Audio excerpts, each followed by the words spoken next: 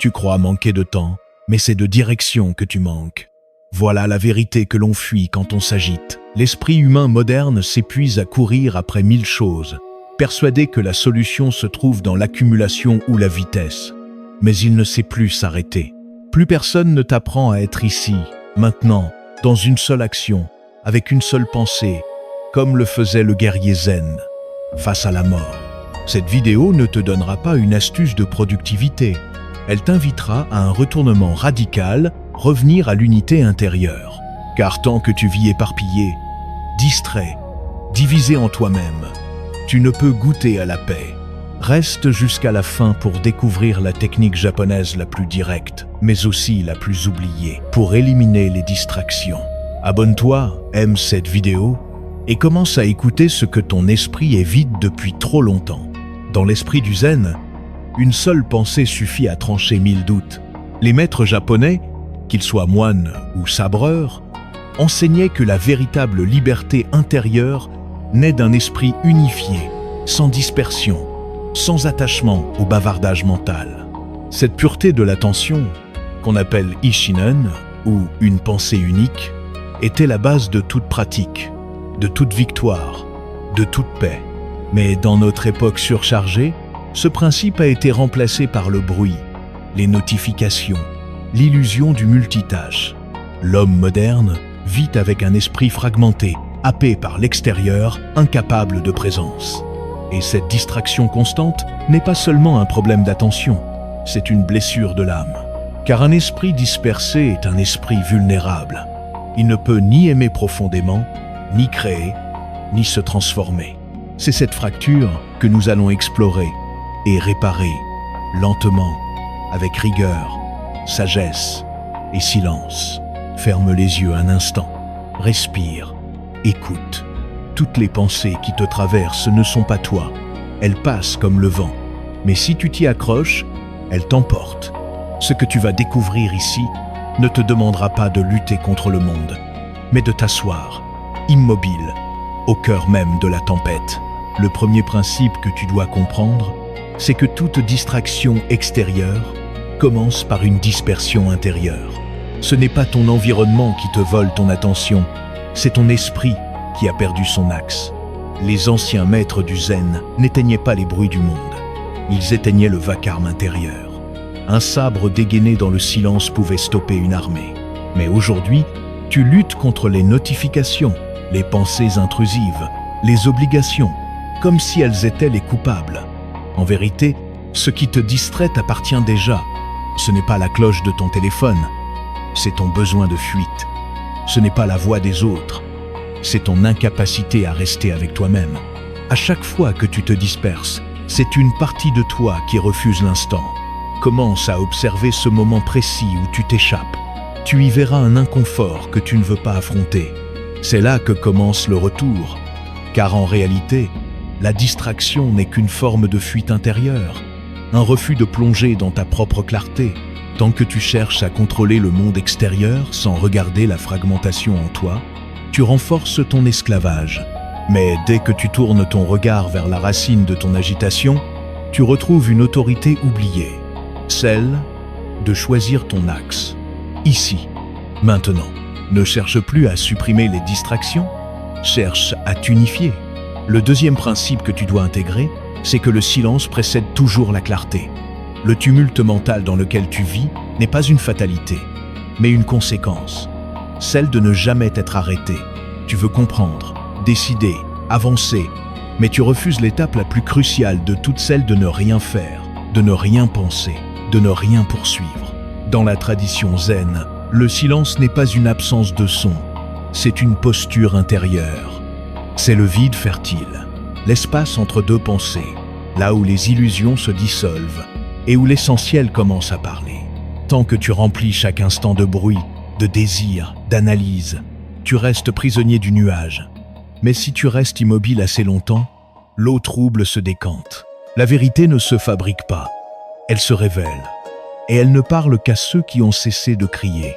Tu penses que tu dois t'agiter pour trouver ta voix, mais la voix te cherche déjà, et c'est ton bruit intérieur qui l'empêche d'entrer. Pratique le silence, pas comme une pause, mais comme un chemin.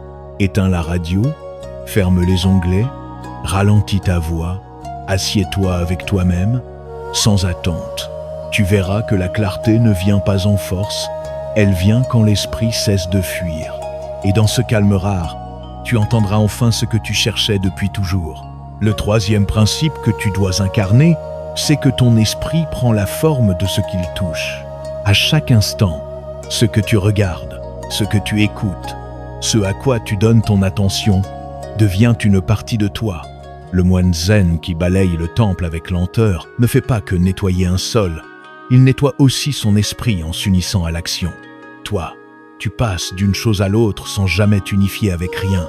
Tu touches tout, mais tu n'habites rien. Tu ouvres des fenêtres, des applications, des pensées, mais tu ne restes nulle part. Ton esprit devient alors morcelé, incapable de plonger, incapable de goûter. Et dans cette superficialité, les distractions se multiplient comme des fantômes. Elles n'ont de pouvoir que parce que tu es absent. Ce que les maîtres japonais appelaient Ishigyo Zamae, la concentration absolue dans une seule action n'est pas un mythe, c'est une porte. Une tasse de thé, une respiration, une marche silencieuse, tout devient un temple si tu y entres entièrement. Inversement, tout devient poison si tu y entres en morceaux. Commence à observer ce que tu laisses entrer dans ton esprit comme tu observerais ce que tu mets dans ton corps. Sois sélectif, non par rigidité, mais par respect pour ton énergie mentale. Car ce que tu touches avec distraction te vole, et ce que tu touches avec présence te transforme. Le quatrième principe que tu dois ressentir, c'est que ralentir, ce n'est pas perdre du temps, c'est le retrouver. Le rythme du monde moderne est une hypnose collective. On confond vitesse avec efficacité, mouvement avec progrès et remplissage avec richesse. Mais plus tu accélères, plus tu t'éloignes de toi. Dans le zen, chaque geste est lent, non par paresse, mais par présence. Le sabre du samouraï ne frappe pas plus fort parce qu'il est rapide, mais parce qu'il est posé, conscient, aligné. Toi, tu veux tout faire vite pour en finir, mais en finir avec quoi? Tu cours vers la fin de la journée, la fin des tâches, la fin de l'inconfort, et tu ne vois pas que c'est ta vie que tu brûles, une seconde après l'autre. Le ralentissement est un acte de rébellion sacrée. Il t'arrache à l'automatisme. Il te rend ton corps, ton souffle, ton moment. Ralentir, c'est dire à ton esprit « Je ne te suivrai plus dans ta panique ». C'est reprendre la main sur le rythme de ta vie. Alors commence par une chose. Respire plus lentement, marche plus lentement, mange plus lentement, pense plus lentement. Tu découvriras que sous la vitesse, il y a de l'angoisse. Et sous le calme, il y a une clarté que rien ne peut voler. Le cinquième principe que tu dois accepter, c'est que la discipline de l'attention est une voie sacrée. Tu crois peut-être que ton problème est une mauvaise mémoire, un excès de tâches ou un manque d'organisation. Mais en profondeur, ton véritable problème est un abandon de la souveraineté intérieure. L'attention est la racine de toute transformation. Là où tu poses ton regard, là pousse ta vie. Si ton attention est éparpillée, ton esprit le sera aussi. Si ton attention est fragile, tu deviens manipulable, fatigué, distrait.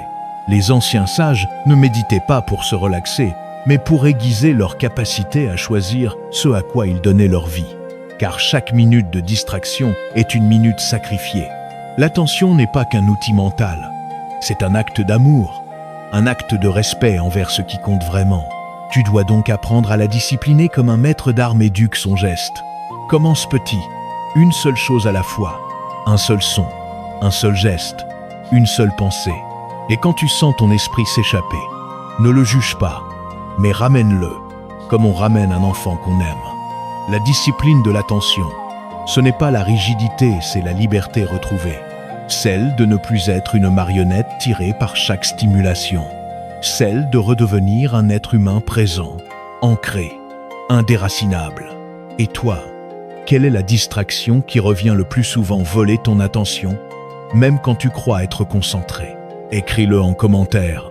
Tu verras que la nommer, c'est déjà commencer à la désarmer. Assieds-toi dans le calme. Laisse ton esprit poser ses armes. Observe la rumeur intérieure qui persiste. Puis écoute l'espace au-dessus, celui où aucune pensée ne nerve, aucune image ne s'agite. C'est dans cette couche invisible que naissent les vérités que tu n'oses pas nommer. Là commence la navigation intérieure, la rencontre avec ce qui se cache derrière les formes. Prépare-toi à plonger plus profond. La première révélation avancée que tu dois affronter, c'est l'illusion de l'agent actif. Tu crois être celui qui choisit, qui agit, qui contrôle. Mais la plupart de tes gestes, de tes décisions, de tes pensées, ne sont que des réponses conditionnées. Ton esprit se lève comme une vague, te donne l'illusion du choix, puis disparaît sans que tu n'aies réellement vu d'où cela venait. Le zen enseigne que l'ego est une fiction, une interface utile mais trompeuse. Ce que tu appelles « moi », ce n'est souvent qu'une série de réactions automatiques masquées sous une narration rassurante. Et tant que tu crois être aux commandes, tu ne questionnes pas la main qui tient le volant. C'est ainsi que les distractions prennent racine. Elles n'entrent pas dans un espace conscient, elles s'installent dans un pilote automatique. Le geste de vérifier ton téléphone, de scroller sans but, de ressasser une vieille pensée, ne vient pas d'un choix. Il vient d'une programmation non vue. Cette révélation dérange, parce qu'elle retire la couronne de ton ego. Mais elle libère, car elle t'ouvre la porte de la véritable conscience. À partir du moment où tu vois que ce que tu fais n'est pas toujours ce que tu choisis, tu peux t'arrêter. Tu peux observer, reprogrammer, ralentir. C'est ici que commence le vrai pouvoir. Dans la lucidité de celui qui voit, non dans l'illusion de celui qui croit faire. La deuxième révélation avancée que tu dois affronter, c'est le piège de l'identité narrative. Toute ta vie, tu t'es raconté une histoire sur qui tu es. Une suite de souvenirs, de traits de caractère, de réussites, de blessures, que tu as assemblées pour créer une cohérence rassurante. Mais cette cohérence est une cage. Elle fixe ton regard sur le passé et te détourne du présent. Chaque fois que tu dis « je suis comme ça », tu choisis inconsciemment de ne pas voir ce que tu pourrais devenir. Les distractions mentales naissent souvent de cette identité rigide. Tu cherches à la défendre, à la renforcer, à la nourrir. Tu réagis, non pas à la réalité, mais à l'image que tu crois devoir protéger. Le zen enseigne que l'identité est fluide, impermanente. Il ne s'agit pas de ne plus être personne, mais de cesser de s'accrocher à une version figée de soi. Plus tu t'identifies à un rôle, plus tu perds ta liberté intérieure. Et plus tu es libre, plus tu peux choisir ce qui mérite ton attention. Pose-toi cette question. Qui serais-tu sans ton histoire? Que resterait-il si tu déposais les mots, les étiquettes, les explications? Ce n'est pas le vide que tu rencontrerais, mais la présence pure, l'être sans justification. Là où il n'y a plus de rôle à tenir, la distraction perd son pouvoir. Tu n'as plus besoin de fuir ce que tu es, tu n'as plus rien à prouver. La troisième révélation avancée que tu dois rencontrer, c'est la voix silencieuse de l'inconscient. Tu crois penser avec ton esprit conscient, mais la majorité de tes actions, de tes distractions, de tes décisions, émergent d'un espace plus profond, plus ancien, plus enfoui. L'inconscient ne parle pas avec des mots. Il murmure avec des impulsions, des inconforts vagues, des attirances soudaines. Chaque fois que tu es distrait sans comprendre pourquoi, c'est souvent lui qui tire les ficelles. Une émotion non digérée, une peur ancienne, une croyance installée dans l'enfance. Le zen nous enseigne que l'attention véritable ne se contente pas d'observer les pensées. Elle descend sous elle, dans le corps, dans les racines. C'est là que se cachent les causes de l'agitation. Ce n'est pas l'écran qui t'attire, c'est le vide que tu veux fuir. Ce n'est pas l'information qui t'obsède, c'est la peur de ne pas exister si tu restes en silence. Si tu veux véritablement t'éveiller, tu dois écouter ce qui précède les mots. Observe-toi juste avant l'envie d'ouvrir une application. Sens l'énergie dans ton ventre, dans ta gorge. Respire avec. Tu verras que la plupart de tes distractions sont des cris silencieux de parties oubliées de toi-même. Ce n'est pas la volonté qui les calmera, mais l'attention lucide, profonde, patiente. Car c'est dans le regard intérieur, non dans le contrôle, que l'inconscient commence à se pacifier. La quatrième révélation avancée que tu dois affronter, c'est la fracturation par l'hyperconnexion. Ton esprit n'a pas été conçu pour absorber autant de signaux, de voix, d'images, de sollicitations en une seule journée. Chaque vibration, chaque écran, chaque message même anodin, te coupe un peu plus de ton centre.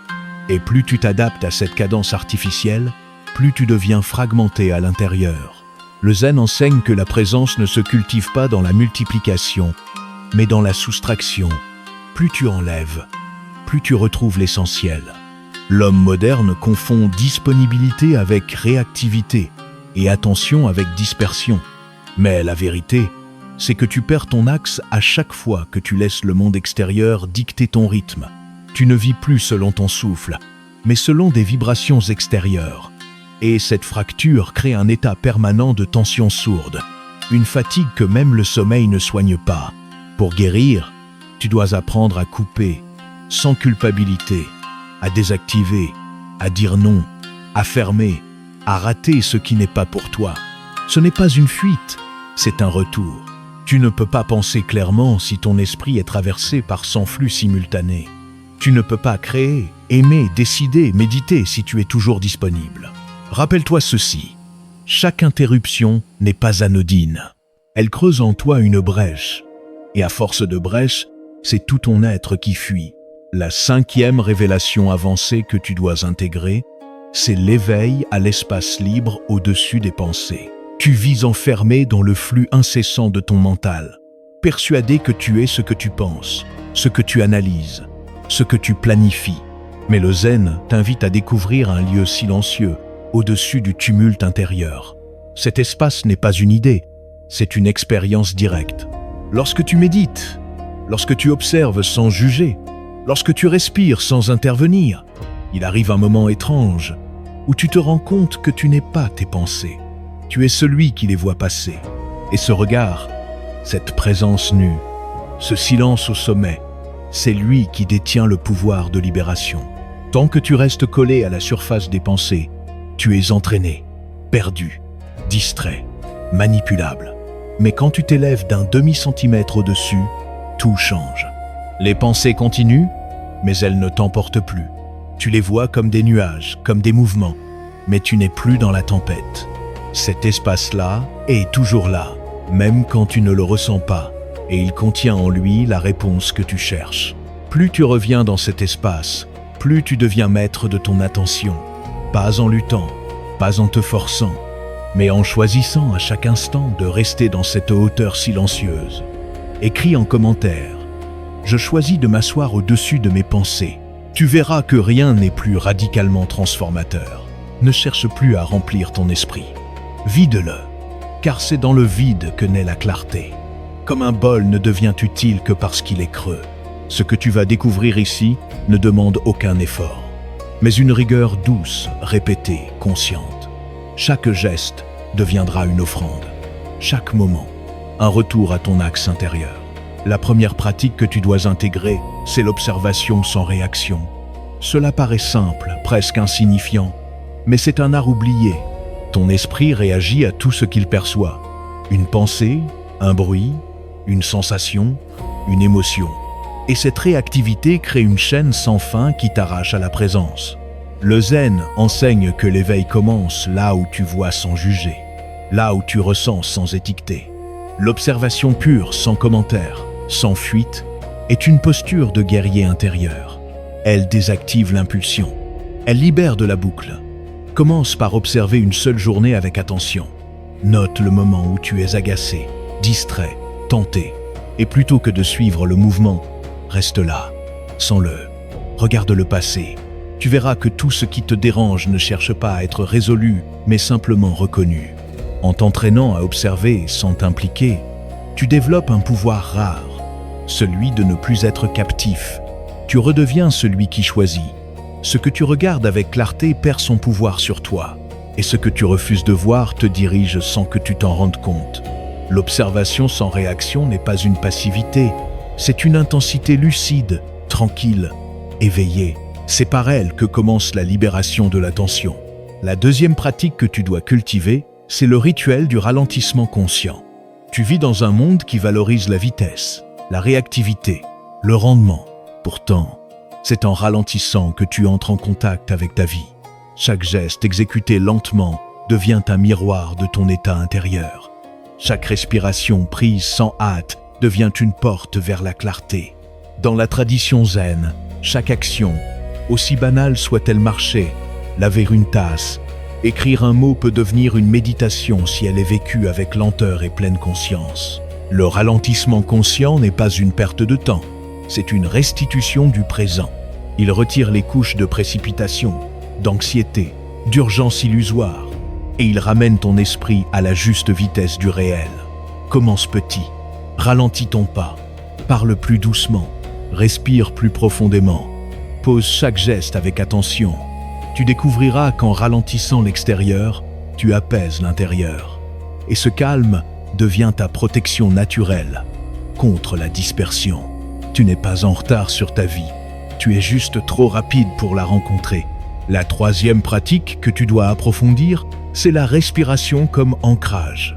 Trop souvent, tu respires sans en avoir conscience, comme si c'était un simple automatisme biologique. Mais dans le zen, la respiration est sacrée. Elle est la frontière entre le visible et l'invisible, entre l'agitation mentale et le retour à soi. À chaque souffle conscient, tu reviens dans ton corps. Tu reviens dans l'instant. Tu coupes le fil de la dispersion. La respiration ne ment jamais. Elle révèle ton état. Si elle est courte, hachée, agitée, c'est que ton esprit l'est aussi. Si elle est longue, fluide, posée, alors tu as trouvé ton centre. Ce que je t'invite à pratiquer, ce n'est pas une technique complexe, mais un retour à la simplicité. Inspire lentement, expire plus lentement encore.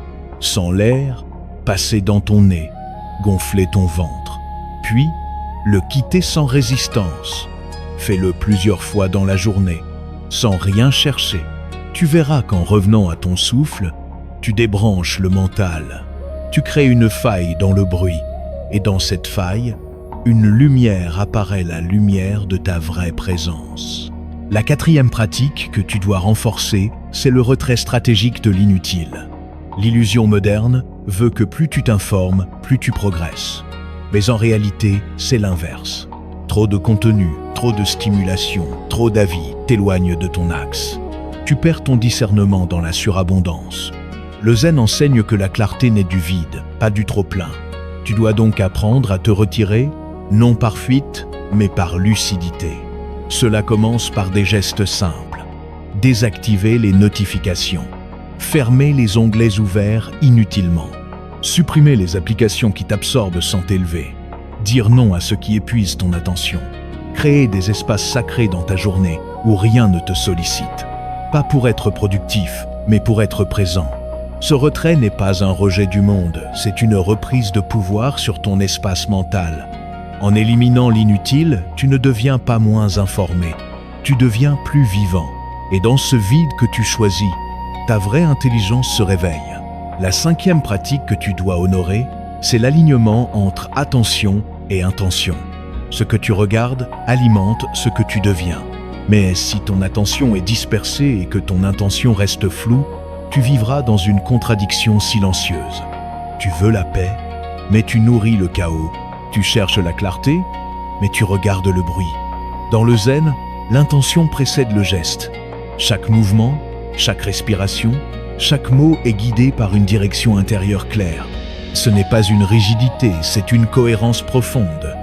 Tu dois donc commencer chaque journée en posant une intention consciente. Pas un objectif à cocher, mais une direction intérieure à habiter. Que veux-tu vraiment cultiver aujourd'hui? La paix? La concentration? L'ouverture? Alors aligne ton attention avec cette intention. Évite ce qui contredit ton axe. Approche ce qui le renforce. C'est ainsi que tu transformes ton quotidien en discipline vivante.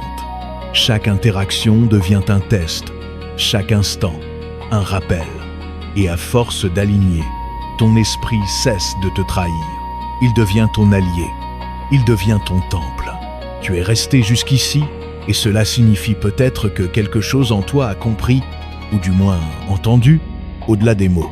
Ce que tu cherchais n'était pas une technique rapide pour mieux te concentrer, mais une vérité plus profonde, plus ancienne, plus silencieuse.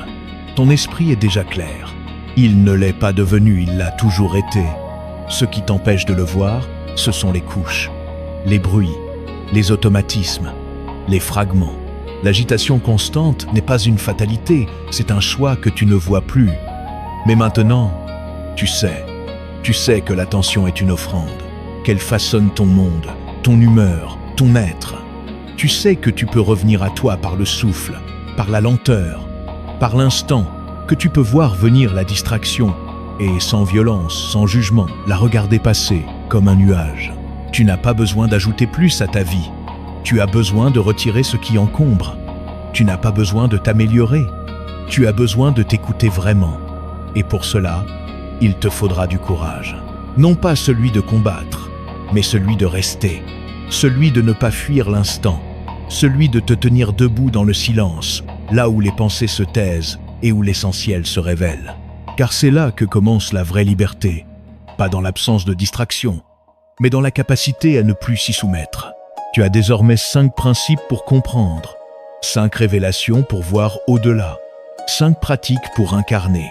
C'est un chemin, pas un exploit, pas une promesse creuse, mais une voie sobre, radicale, libératrice, si tu acceptes de t'y engager, pas à pas, souffle après souffle. Alors maintenant, assieds-toi, éteins l'écran, ferme les yeux et écoute, pas le bruit, pas les pensées, mais ce silence derrière tout, celui qui t'a toujours attendu. Partage cette vidéo à ceux que tu sens prêts. Abonne-toi si tu veux recevoir d'autres guidances intérieures. Et surtout, continue de t'alléger, continue de choisir l'essentiel. Car l'esprit du Satori ne crie pas, il murmure. Et seuls ceux qui ont cessé de fuir peuvent l'entendre.